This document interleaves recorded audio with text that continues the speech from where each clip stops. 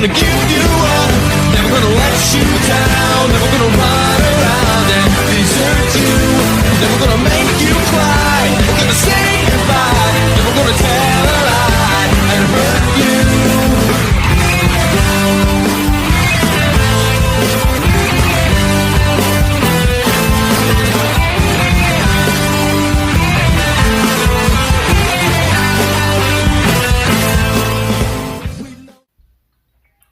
Hey guys, Heman 1010 here, and welcome to another episode of Heman's Critique, where I will be reviewing the second part of the Donkey Kong trilogy, Donkey Kong Country 2: Diddy's Kong Quest. Now, I gotta say, I've had a lot of memories with this game, especially the fact that this was the first Super Nintendo game that was actually mine. Whereas for the other Donkey Kong games and the other Super Nintendo games, they were my dad's. This one was mine and mine alone. And crazy thing is, I ended up getting the most difficult of the three when I was younger, and I really enjoyed the game when I was younger, and I still enjoy the game to this day. But before we get into that, crap, I forgot. Sorry, I do these things unscripted. So, yeah, I grew up with the Super Nintendo. I've had the whole Donkey Kong 1 and 3. I've had both of those the whole time. I go on YouTube, I see Donkey Kong Country 2, and I'm looking into it, and I'm like, Dad, I need this game, so then we could have the full trilogy. He got me that game, and that's exactly what I started playing. So, the game starts off with Donkey Kong getting kidnapped by King K.rool. Oh no, that storyline is horrible. That's why Donkey Kong 2 is not as good as the first. Shut up. Just shut up. You have the best Kong from Donkey Kong 1 and the best Kong from Donkey Kong 3 being the duo in Donkey Kong 2. That alone makes it one of the best things ever. It has the best gameplay statistics right there. You have Dixie and you have Diddy both together. You have the high jumps, and you have the floating ponytail, the little helicopter ponytail. That's as good as it gets, honestly. It went from the typical jungle, winter, cave, minecart theme to a pirate theme, and just about every level has something new to it. Like, in the lava world, there was a level with the balloon. In World 3, they had all the different barrels. They had mining levels as well with the new enemies that had swords and threw hook hands at you. The critters that jumped all the time in the first one had pogo freaking peg legs. You know, that's amazing right there. When I was younger, I already gotten attached to the pirate theme when I saw it in the morning and everything, because it was just beyond amazing. I could not handle myself seeing it, and then when I saw my dad trying to speed run through the game and struggling, that was also, it was great, but also pretty funny to see him rage at the game, because this is like the hardest one of all time. So, it gives you the first 2 or 3 worlds to get used to the game, and then once you get to the 4th world, you're in for a bitch of a time, because it gets harder and harder.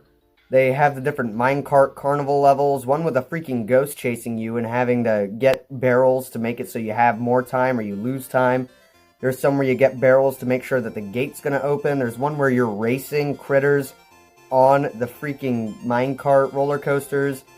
Then there's the zinger hives and everything else. You have all that going on, where you'll have like the zinger hive and you're stuck in the honey and you got to keep jumping and you got to keep moving and moving, and then there's a point where the giant zinger will chase after you as Rambi, and then it's a boss later on where you fight it as Squawks. It's pretty crazy. Like, that's the thing, you can see certain enemies and then they'll become a boss later. I think there was the Clubba thing, he was a boss when most of the time you'd only see him for the special barrels to get into the special world and play the special levels to get the secret ending. So, you know, they made him a boss. There was, I forgot what it was called. It was, the bird, the first boss. You know, they have him. You destroy him the first time, and then he comes back as a ghost with all of these little neckies as the freaking ghosts as well. So it has a bunch of neckies that you killed, and then it also has him as the captain leading all of it with a bunch of unpredictable eggs falling over the ropes. Now, I'm going to tell you, I raged really hard at that boss because of all the unpredictable eggs, because that was the only thing that would screw me over every time. And I'd just be cussing at Nintendo and everyone who thought it was a good idea to have the off-camera eggs going at an unpredictable pattern. Now, that's just a nitpick, alright? That's just me. A lot of other people have done it easily, and so I'm not going to be the one to complain and say, oh, don't buy this game because of that one little problem out of all of the great stuff. Like, you have the different graphics, you have the different themes, the fact that every level does something different every time. It's awesome. You have the soundtrack and all, like Mining Melancholy and Snaky Chanty. Those are easily my favorite songs from the from the game in all. Because it is that freaking great. You cannot top the fact that they only used one freaking composer. It took 3 composers to make the same old stuff for Donkey Kong 1. And then it got plain after a while. You have Donkey Kong Country 2 and all this different music that sounds great, and it's only one freaking person? That's amazing. That's like... Honestly, I haven't been that much in awe since Grant Kirkhope did Banjo-Kazooie for Smash Bros. Because, you know how that is.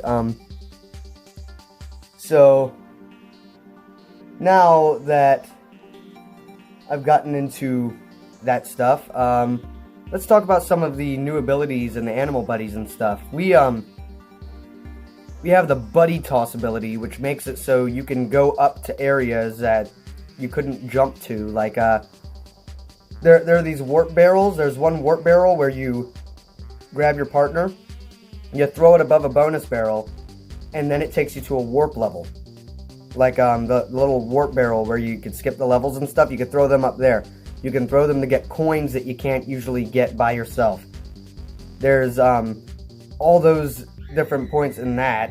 There's the ponytail ability that I mentioned earlier with Dixie Kong, where you could float across the stage and get to areas that you wouldn't be able to get to with Diddy. And then there's some of the new animal buddies, like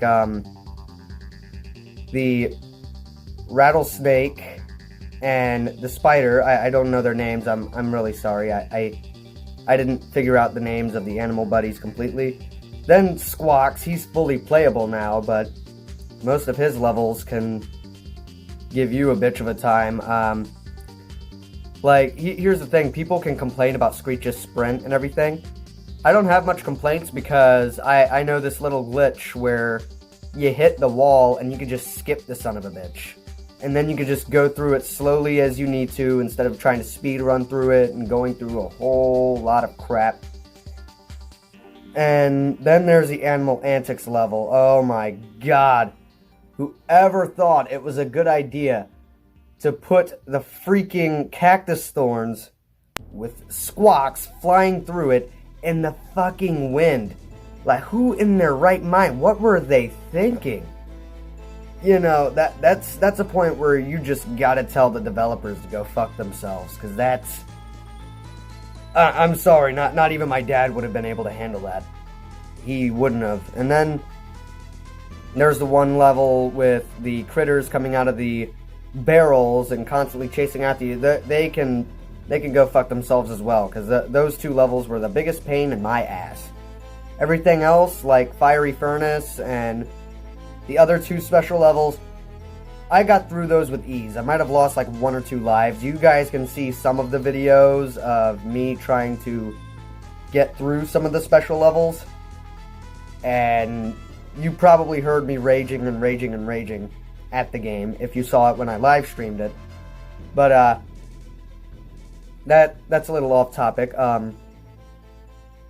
So with Rambi, they added an ability where you can charge up a rush and make it so you could just speed through a level, and it sort of helps you to get through walls and stuff. On Guard is sort of similar. You know, he's in a similar position as Rambi. Then you have the Spider, where you can make the webs and just jump over some levels with ease, and you can shoot webs at other enemies instead of jumping on them. Then there's Squawks, where you can actually fly around as him instead of him holding a flashlight for you. And he spits out coconut. Like, you can fly around as him, and I think he spits coconuts out at enemies and stuff. I don't really know what it was. I assume it's coconuts. Then there's the Rattlesnake, who is probably one of my favorite animal buddies of all time because of the fact that you can pretty much jump on anything you want without any problems, and then you can get the higher places and just go on and go on and go on. It's like he fits in well with every single level. Except for that one level where they got all of the animal buddies and you're trying to get through the freaking rising acid. I mean, I really did rage at the game, and I honestly thought I'd never be able to beat this game at all. So it was crazy when I finally beat it, and I'm like, thank God I can finally review this game. But now that I got all that over with, time for the spoiler section. So I'm gonna give you a little while to get out of here or skip. 3, 2, 1. Oh my God! He's about to spoil your games! What the fuck are you still doing here? He is about to spoil your games! Are you seriously still here? Do you want him to spoil the game? Did you already beat the game? Are you just looking at the review because you're bored? Oh my God! Oh my God! Okay, bye-bye. Alright, so after beating Screech's sprint, you get to King K.rool, or Captain K.rool in this matter, and you see that he has Donkey Kong captive. So, the eyeballs pop out of the eyes of Diddy and Dixie, like usual. You see K.rool obviously salty over the fact that Donkey Kong infiltrated his ship and stole all of the bananas back, and so he's beating the living hell out of Donkey Kong every time.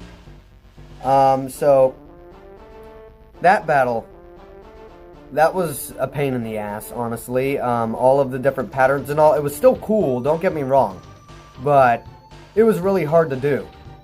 And then, after going through like 9 different phases of K.rool and his different patterns, Donkey Kong goes apeshit, gets out of the ropes, and punches K.rool through the roof, where he gets eaten by sharks. You think it's over from there, but then you gotta do the special levels, which I've already explained. After all of the special levels are beaten, after getting all the Creme coins and such, you get to another K.rool boss, which for some reason is easier than the first K.rool boss. I honestly think that they should have swapped it if they really wanted to make it difficult and keep it interesting. Make it so the first ending was anticlimactic, and then you get the secret ending and make it so that boss is harder. Now, I'm not complaining. I liked both bosses, but I just don't understand why the special K.rool is easier than the first K.rool. So, after you have dodged about 9 of his patterns, like usual, you throw the cannonball into his gun once, and then he explodes and falls into this light explosion thingy. I don't really know what that thing is. And then you get the secret ending.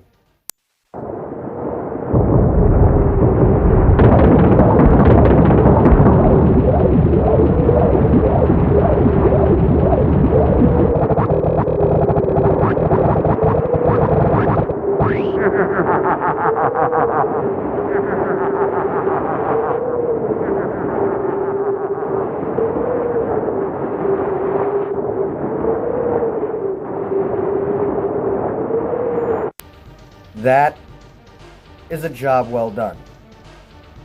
Now, it's crazy to see how K.rool could still have survived after his freaking castle exploded. And honestly, before the first time you fight him, it sort of feels satisfying after you go through all that rage fuel that he's scared enough to just run away like a bitch. So, yeah, if you guys don't have this game yet, what the hell are you waiting for? Get it. Why are you sitting here listening to me review this game? Just get the game. Get Donkey Kong Country 2 right now. You are going to struggle. It is going to be difficult, but I am telling you, it is worth it when you put all that work into it. It may be the hardest in the Donkey Kong franchise, but you know what? Who cares? It is the greatest one of all time. The greatest Kongs, the best levels, the freaking graphics are amazing. It's a big improvement.